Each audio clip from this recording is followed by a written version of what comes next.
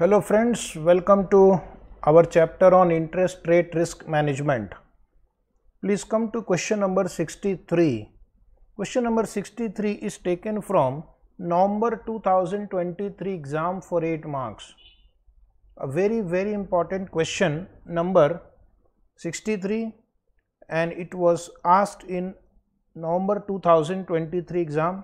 So first let us read the problem. उसके बाद हम डिस्कस करेंगे इसको कैसे सॉल्व करना है. Question number 63 for you. In March 2022 SMD bank sold underline करेंगे. SMD bank sold 7% interest rate future, sold 7% interest rate future underline notional 7.5% coupon bond. तो जो बॉन्ड है उस पर कूपन रेट क्या है 7.5%, और ये 7% क्या है यील्ड है. बॉन्ड पे जो यील्ड, जिसको आप लोग YTM बोलते हैं. हो सकता है बॉन्ड की प्राइस उसकी फेस वैल्यू से डिफरेंट हो, करेक्ट. अगर बॉन्ड की प्राइस उसकी फेस वैल्यू से डिफरेंट हो तो उसका यील्ड उसके कूपन रेट से डिफरेंट होगा. Coupon rate is not equal to return generated by the bond. Coupon rate तो वो जो उसको मिलता है. The exchange follows following details of eligible securities that can be delivered. तो एक्सचेंज ने ये सब सिक्योरिटीज दी हैं, और इस फ्यूचर कॉन्ट्रैक्ट को सेटल करने के लिए इनमें से सेलर को जो सिक्योरिटी इच्छा हो वो इस लॉट में से उठा के डिलीवर कर सकता है. Recommend the cheapest to deliver security that should be delivered by the SMD bank if the future settlement price is ₹10,000. तो ये क्वेश्चन जो है, this question is based on bond future. This question is based on bond future. तो पहले मैं आपको एक note लिखवाऊंगा. Exam में ये नोट लिखने की ज़रूरत नहीं है, लेकिन इस क्वेश्चन को समझने के लिए इस नोट की ज़रूरत पड़ेगी आपको, ठीक है. तो this question write down is based on bond future. This question is based on bond future. पहले आप नोट लिख लीजिए, मैं आपको एक्सप्लेन करूँगा. उसके बाद आपको बहुत अच्छे से समझ में आ जाएगा कि ये क्वेश्चन कितना ईजी है. बट इसके पीछे जो कॉन्सेप्ट है पहले हम वो समझने की कोशिश करेंगे. Under bond future two parties enter into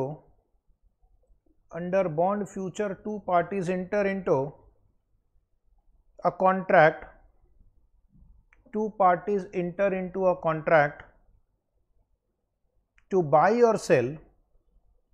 to buy or sell notional bond which does not exist in the market. To buy or sell notional bond which does not exist in the market. पहले मैं आपको note dictate करवा रहा हूँ.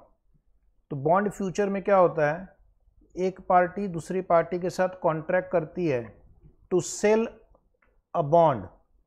लेकिन interesting बात क्या है, जिस बॉन्ड को सेल करने की बात कर रही है वो बॉन्ड एक्चुअल में एग्जिस्ट करता ही नहीं है. कितनी आश्चर्य की बात है कि जिस बॉन्ड को आप सेल करने का कॉन्ट्रैक्ट कर रहे हो या बाय करने का कॉन्ट्रैक्ट कर रहे हो वो एक्चुअल में वो बॉन्ड एग्जिस्ट करता ही नहीं है. तो फिर हम डिलीवरी कैसे देंगे, ये आपके मन में क्वेश्चन आएगा कि फिर हम उस बॉन्ड को डिलीवर कैसे करेंगे जो बॉन्ड हकीकत में है ही नहीं, एग्जिस्ट ही नहीं करता. तो उसके लिए जो एक्सचेंज होती है वो क्या करती है, आपको सेट ऑफ डिलीवरेबल बॉन्ड देती है. उसमें से फिर जो आपको सबसे फ़ायदेमंद बॉन्ड होगा आप वो उसको डिलीवर करेंगे. Is it right? Continue to write. Point number 3 please लिख लीजिए, ताकि आपको बाद में जो भी मैंने कहा वो आपकी नोटबुक में आ जाएगा. सिर्फ ऊपर मैं बोल के जाने वालों में से नहीं हूँ, ठीक है. नोट भी लिखवाऊंगा ऑन एक्सपायरी डेट, और नोट आपकी खुद की हैंडराइटिंग में लिखवाऊंगा. on expiry date the seller of the bond future, on expiry date the seller of the bond future contract, seller of the bond future contract has to give delivery to the buyer of the bond future contract, has to give delivery to the buyer of the bond future contract. The seller of the bond future contract has to give delivery to the buyer of the bond future contract. अब question आता है कि seller ने promise किया कि वो bond आपको deliver करेगा, अंडरस्टूड, लेकिन वो बॉन्ड एग्जिस्ट करता ही नहीं है. How the seller will deliver the bond which does not exist? How will the seller deliver the bond which does not exist? तो ये एक इंटरेस्टिंग चीज़ है जो एक्सचेंज होती है. जैसे इंडिया में नेशनल स्टॉक एक्सचेंज है, the exchange gives a list of deliverable bond, the exchange gives a list of deliverable bond. अब अपने क्वेश्चन को आप सामने रखो, उस क्वेश्चन में आप देखेंगे कि एक्सचेंज ने 5 डिलीवरेबल बॉन्ड दिए हैं आपको, दिख रहा है 6.55 GOI 2025, 6.80 GOI 2029, ये 6.5, 6.8 ये सब क्या है? ये सब कूपन रेट है. और ये 25, 29, 26, 27, 28 क्या है? एक्सपायरी डेट या मैच्योरिटी डेट है. ठीक है, तो आपको इन पांचों में से कोई एक बॉन्ड डिलीवरी करनी है. The seller can buy any bond from the list, the seller can buy any bond from the list and deliver to the buyer, and deliver to the buyer. The seller can buy any bond from the list and deliver to the buyer. Generally we find that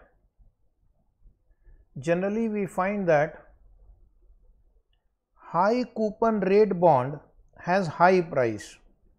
Generally we find that high coupon bond has high price. आप उस table में देखना, जो सबसे last वाला bond है 8.85, उसकी coated spot price सबसे ज़्यादा है, 12,017 है. यूजुअली जिसका कूपन रेट ज़्यादा होगा उसकी प्रेजेंट वैल्यू भी ज़्यादा आएगी, उसकी प्राइस भी ज़्यादा होगी. So generally we find that high coupon rate bond has high price and low coupon bond has low price. अब मैं आपको बैकग्राउंड क्रिएट कर रहा हूँ कि कैसे आप cheapest to deliver bond identify करेंगे. तो पहला लेसन क्या पढ़ा आपने? कूपन रेट ज़्यादा होगा तो उसकी प्राइस ज़्यादा होने की चांसेस है, और कूपन रेट कम होगा तो उसकी प्राइस कम होने का चांसेस हैं. Different coupon bonds will have different price, different coupon bonds will have different price. सीधी बात है, जिसका कूपन ज़्यादा होगा प्राइस ज़्यादा होने की चांस है क्योंकि उस पर कैश फ्लो ज़्यादा है. तो तुम as a seller of the future तुम क्या करोगे? जो सबसे लोएस्ट प्राइस बॉन्ड होगा तुम उसको डिलीवर करने की कोशिश करोगे, क्योंकि एक्सचेंज ने कहा है कि तुम इन पांचों में से कोई भी बॉन्ड डिलीवर कर सकते हो.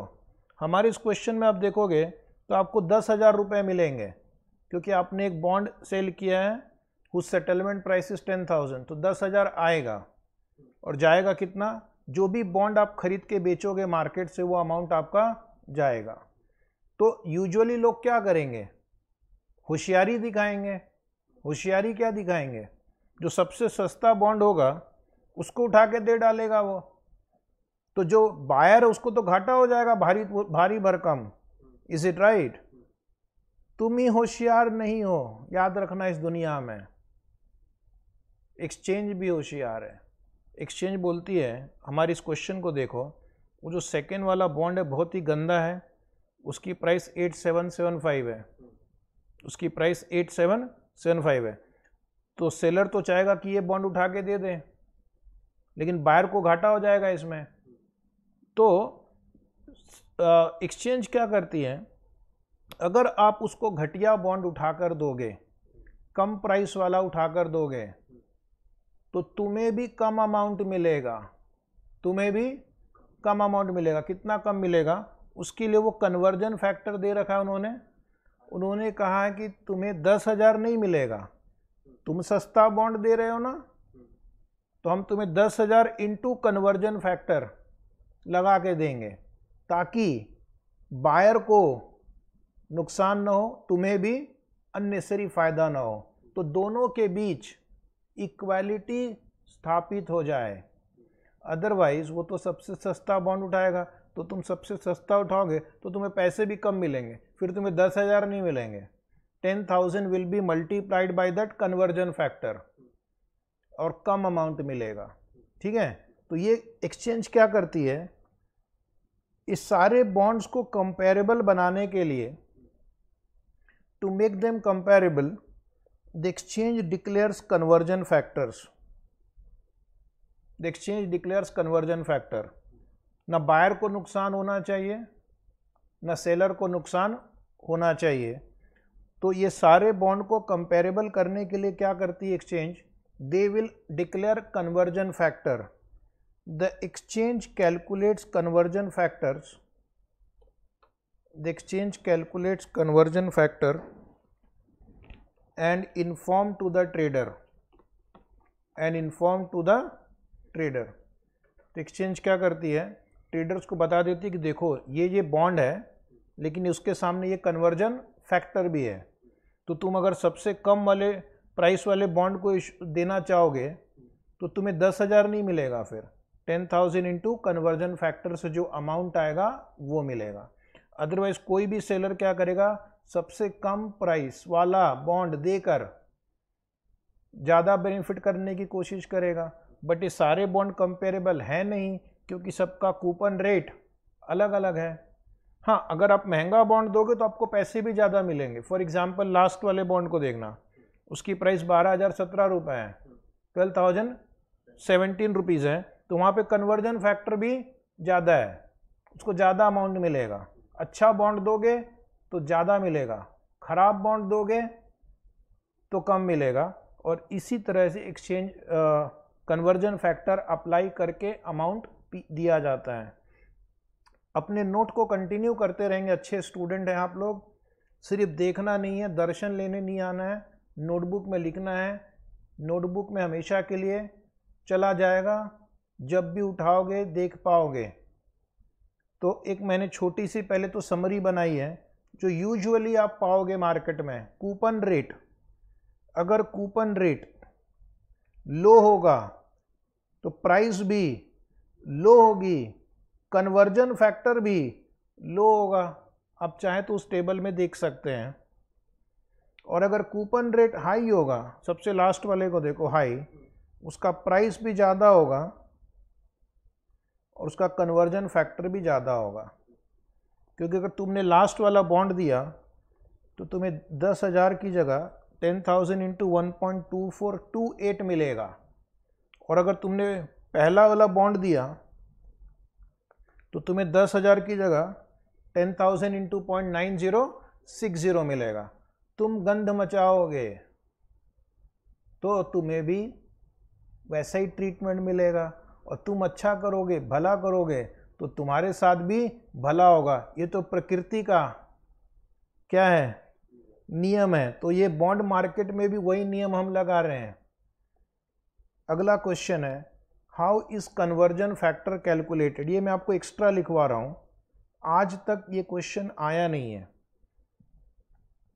लेकिन अगर आ गया तो तुम इस तरह से कन्वर्जन फैक्टर निकालोगे। यूजुअली कन्वर्जन फैक्टर आपको क्वेश्चन में दिया जाएगा, ठीक है। फिर भी अगर आपको इच्छा हो जानने की कन्वर्जन फैक्टर कैसे निकालते हैं, तो एक एग्जाम्पल लिखेंगे। एग्जाम्पल में 3 कॉलम लिखना, coupon rate, bond price, conversion factor. Coupon rate, bond price मैंने यहाँ पे अज्यूम्ड लिखा है, एक अजम्पशन किया है कि कन्वर्जन फैक्टर कैसे निकालते हैं उसको समझाने के लिए। पहली लाइन लिखना, कूपन रेट जैसे इस क्वेश्चन में 7.5% है, मैंने रफली 7.5% ले लिया, इसके पीछे कोई लॉजिक नहीं है, ठीक है। मान लो बॉन्ड की प्राइस 1,020 है, और ये बॉन्ड है जिसके लिए फ्यूचर कॉन्ट्रैक्ट इंटर किया गया, दिख रहा है क्वेश्चन में 7.5% कूपन है, तो उसके लिए हमने कॉन्ट्रैक्ट इंटर किया, तो 7.5% वाले बॉन्ड की कन्वर्जन फैक्टर को हम बेस लेंगे 1, इज इट राइट? जिस बॉन्ड को डिलीवर करना था 7.5%, वो तो है ही नहीं मार्केट में, उस लिस्ट में तो वो है ही नहीं, तो हम उसको 1 ट्रीट करेंगे। फिर मान लो 5% वाला एक कूपन बॉन्ड है जिसकी प्राइस मान लो 950 है।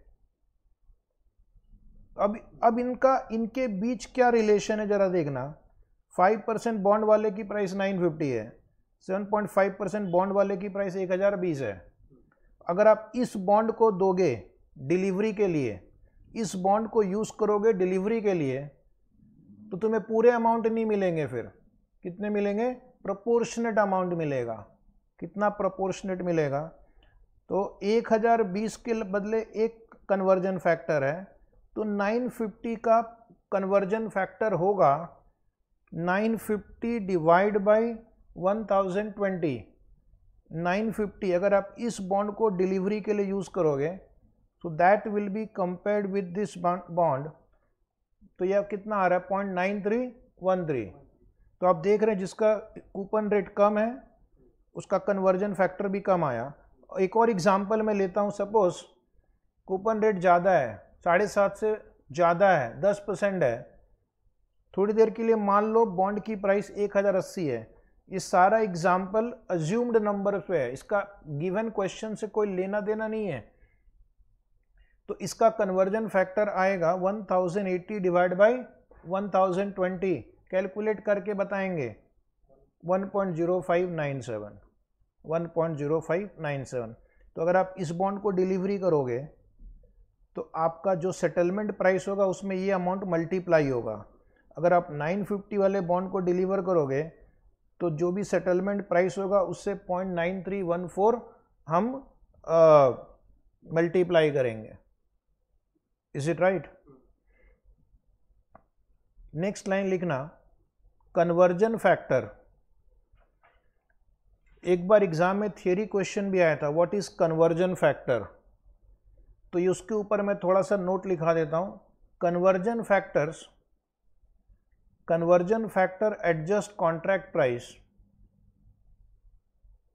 conversion factor adjust contract price so that the sale price and buy price remains comparable, so that sale price and buy price remains comparable। Otherwise वो सबसे कम प्राइस वाला बॉन्ड उठा के दे डालेगा, तो बायर को भारी नुकसान हो सकता है। तो अब हमारा जो क्वेश्चन था which is the cheapest to deliver bond, उसके ऊपर भी एक नोट लिख लेते हैं। Which is the cheapest to deliver bond, which is the cheapest to deliver bond. cheapest to deliver bond is that bond which provides maximum profit or minimum loss to the seller of the future contract, which provides maximum profit or minimum loss to the seller of the future contract। to the seller, हमेशा ध्यान रखना हमें seller के point of view से cheapest to deliver bond निकालना है। किसके point of view से? क्योंकि सेलर को डिलीवरी देनी है, seller has to give the delivery of the bond.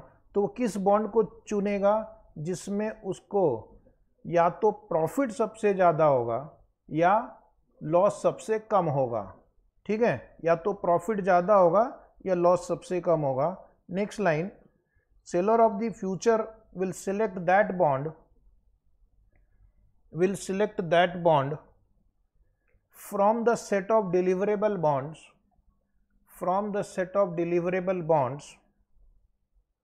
that provides maximum gain or minimum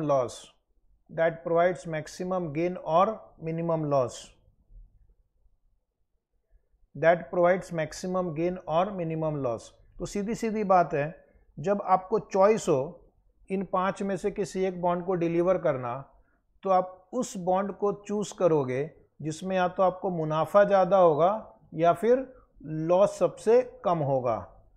अब अगला क्वेश्चन आता है कि सेलर ऑफ द फ्यूचर पता कैसे करेगा कि उसे कितना प्रॉफिट या कितना लॉस हो रहा है। तो उसके लिए एक छोटा सा कैलकुलेशन करेंगे to find out the profit और loss of the seller of the future. ये फॉर्मूला इंपॉर्टेंट है फॉर सॉल्विंग द प्रॉब्लम। इसके ऊपर जो भी मैंने लिखा वो एग्जाम में आपको नहीं लिखना है, आपका एक्चुअल स्टोरी यहाँ से एग्जाम में स्टार्ट होगा for writing the answer. Are you there? Yes. Equal to future settlement price into conversion factor minus quoted spot price of deliverable bond minus quoted spot price of the deliverable bond. अब मैं आपको पहले समझाता हूं। आपकी book में यहाँ पे एक बॉन्ड दिया हुआ है GOI 2025 बॉन्ड, बराबर। आपका सेटलमेंट प्राइस कितना है? 1000। यानी आप ये बॉन्ड अगर डिलीवर करेंगे तो आपको कितना अमाउंट मिलेगा? आपको मिलेगा 1000 इंटू 0.9060। एक्सचेंज कहती है कि इस बॉन्ड की प्राइस कम है, ये सबसे लोवेस्ट कूपन बॉन्ड है, इसका कूपन सबसे कम है। तो तुम तो चाहोगे कि एकदम बेकार बॉन्ड दे दें, है कि नहीं, तुम्हें ज़्यादा से ज़्यादा फायदा हो। लेकिन सामने वाले बायर को भी तो हमें ख्याल रखना है, उसको भी तो नुकसान हो रहा है। तो वो बायर तुम्हें 1000 रुपये फिर नहीं देगा, वो तुम्हें 1000 मल्टीप्लाइड बाई 0.9060 देगा। सॉरी, इस क्वेश्चन में 1000 की जगह 10,000 कर देते हैं। ये कैश तुम्हें मिलेगा और बदले में तुम्हें उससे मार्केट में ये बॉन्ड खरीद कर उसको देना पड़ेगा, डिलीवरी देनी पड़ेगी। तो आपका नेट कैश इनफ्लो क्या होगा? कैलकुलेटर उठाएंगे, चाइना वाला कैलकुलेटर उठाएंगे। लॉस हो रहा है कुछ, तो 204 का लॉस हो रहा है। लेकिन अगर वही आप सेकेंड बॉन्ड को देखेंगे 2029 को, तो यहाँ पे 10,000 इंटू 0.9165 आएगा और इसकी प्राइस है 8775। तो यहाँ पर आपका कुछ पॉजिटिव आ रहा है 420। तुम मुझे बोल रहे हो 420, तुम मुझे 420 बोल रहे हो, तो आंसर 420। मुझे लगा तुम मेरे ऊपर कटाक्ष कर रहे हो 420 बोलकर, ठीक है। तो ऐसे आपको पांचों का कैलकुलेशन करना है और फिर जहाँ पे हाईएस्ट फिगर मिलेगा, पॉजिटिव रहा तो हाईएस्ट देखना है, नेगेटिव रहा तो लोवेस्ट देखना है, that bond you are going to deliver. तो इसके पीछे जो लॉजिक है वो सिंपल है कि जो बायर ऑफ द बॉन्ड है उसको अननेसेसरली घाटा नहीं होना चाहिए, जो सेलर ऑफ द बॉन्ड है उसको अननेसेसरी फ़ायदा नहीं होना चाहिए। तो मैंने क्या किया है, आपका काम और इजी हो उसके लिए एक छोटा सा डायग्राम भी बना दिया है। एग्ज़ाम में डायग्राम की ज़रूरत तो नहीं है, बट अभी हम समझना चाहते हैं। एक बार कॉन्सेप्ट समझ में आ गया तो आप थियरी क्वेश्चन और न्यूमेरिकल क्वेश्चन और MCQ क्वेश्चन लिख सकते हैं। क्या आप डायग्राम बनाना चाहेंगे? ठीक है, तो डायग्राम बना लेते हैं। पहले आप लिखना SMD बैंक। SMD बैंक कौन है? SMD बैंक इस एग्जाम्पल में seller of the bond future है।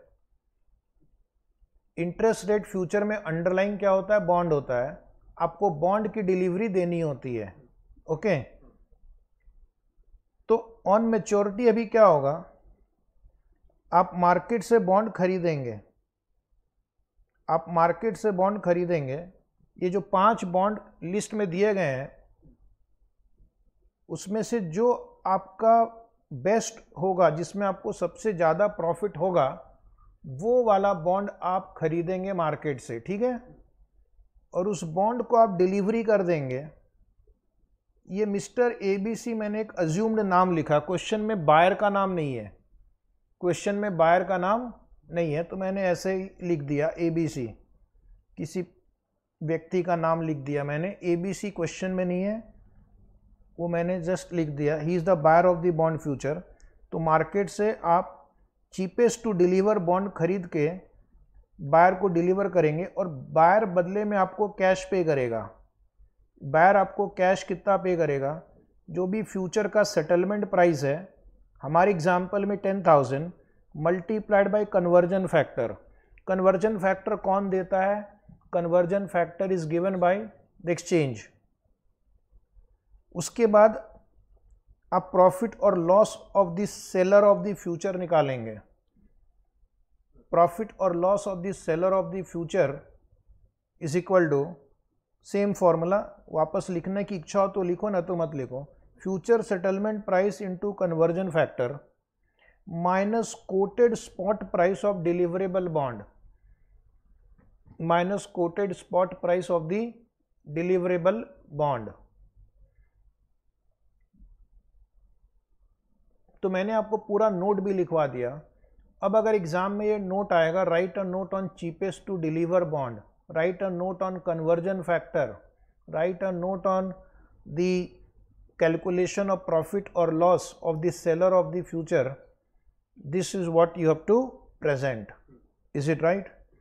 तो अब मैं इस क्वेश्चन पे आता हूं और अब आप इसको बहुत ही इजीली सॉल्व कर पाएंगे। You are the seller of a future bond, bond future. आपकी ड्यूटी है एक बॉन्ड डिलीवरी करने की। जिस बॉन्ड के लिए हमने कॉन्ट्रैक्ट किया था वो एग्जिस्ट करता नहीं है, तो एक्सचेंज आपको एक सेट ऑफ डिलीवरेबल बॉन्ड देती है, उसमें से कोई एक बॉन्ड आपको डिलीवर करना है। एक्सचेंज जानती है कि अगर तुम्हें चॉइस दिया जाएगा तो तुम सबसे सस्ता वाला बॉन्ड उठा के डिलीवर कर दोगे।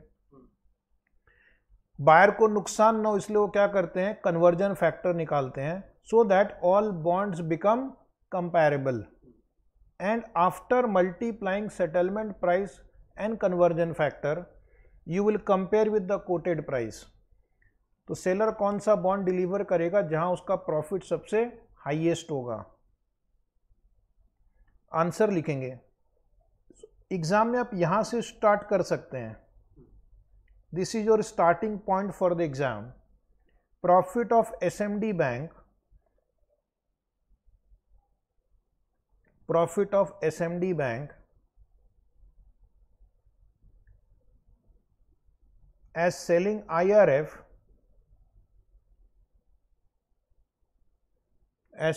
IRF, using different conversion factors,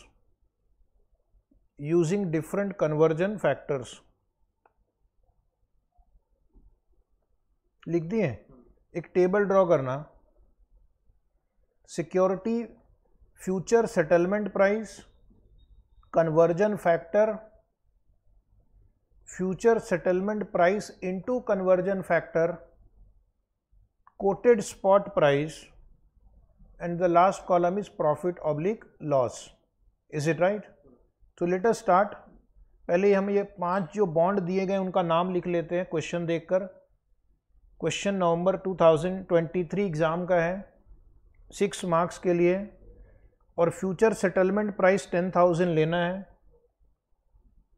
अगर आप वही बॉन्ड इशू करते हैं जिस बॉन्ड का कॉन्ट्रैक्ट किया गया था तो 10,000 मिल जाता, लेकिन मार्केट में वो बॉन्ड है ही नहीं, वो नोशनल बॉन्ड है, तो उसकी जगह हम जो दूसरा बॉन्ड दे रहे हैं उसको हम एडजस्ट करेंगे उसकी प्राइस को। अदरवाइज सेलर तो जो सबसे सस्ता है वो देकर निकल जाएगा। तो एक्सचेंज क्या करती है, आपको एक कन्वर्जन फैक्टर देती है। एक्सचेंज क्या करती है, कन्वर्जन फैक्टर देती है। तो कन्वर्जन फैक्टर एक्सचेंज कैलकुलेट करती है। मैंने आपको एक रफ एग्जांपल दिया था कि कैसे कैलकुलेट होता है, ठीक है। बट एज ए स्टूडेंट आपको चिंता नहीं करनी है, आपको फैक्टर दिया हुआ है। तो अगला स्टेप क्या होगा, पहले इन दोनों को मल्टीप्लाई कर लेंगे।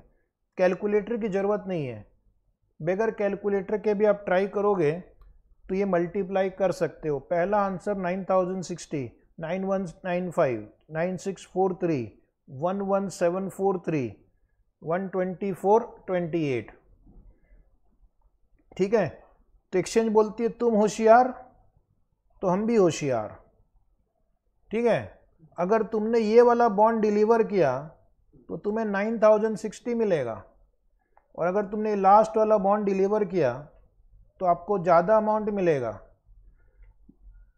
कोटेड प्राइस क्वेश्चन से लिखेंगे, मतलब मार्केट से ये बॉन्ड आपको खरीद कर डिलीवरी देनी है, मार्केट से बॉन्ड खरीद कर डिलीवरी देनी है।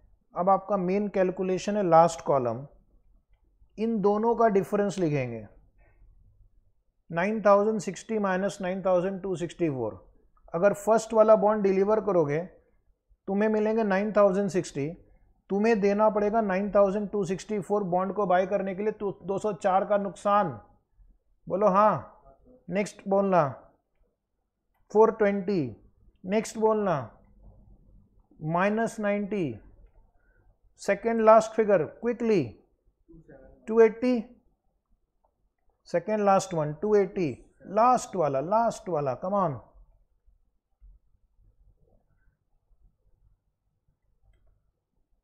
अच्छा इसमें कुछ गड़बड़ है शायद,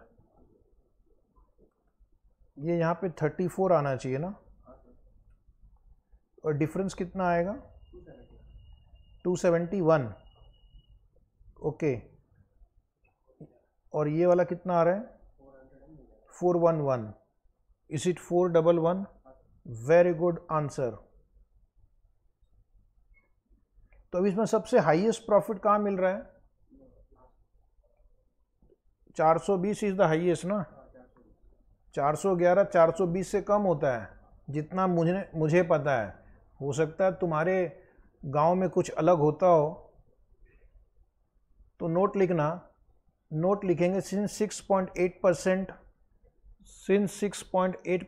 GOI 2029 security maximizes the profit.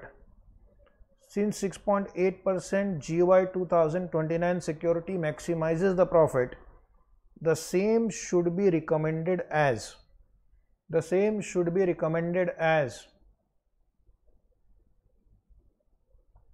cheapest to deliver. CTD मतलब cheapest to deliver। तो फ्यूचर सेलर कौन सा बॉन्ड डिलीवर करेगा? फ्यूचर सेलर इस वाले बॉन्ड को डिलीवर करेगा। So this was the question on cheapest to deliver bond taken from November 2023 exam for 6 marks. Mark it as very important.